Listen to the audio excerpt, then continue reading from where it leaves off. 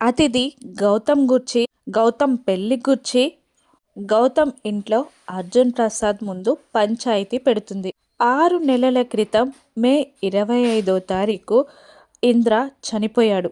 మే 26వ తారీఖు వీళ్ళిద్దరూ పెళ్లి చేసుకున్నారు అనడంతో అర్జున్ ప్రసాద్, సుభద్ర అక్కడున్న వాళ్ళందరూ షాక్ అవుతారు.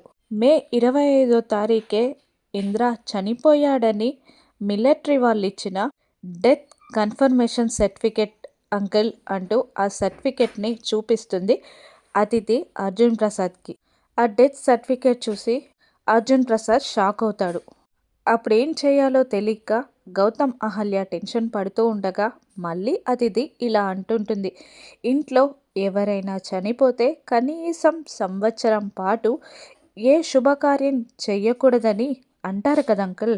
మరి ఇంద్ర చావు మరునాడే వీళ్ళిద్దరూ ఎలా పెళ్లి చేసుకున్నారు అంకుల్ అని అతిథి అర్జున్ ప్రసాద్ని నిలదీస్తూ ఉంటుంది.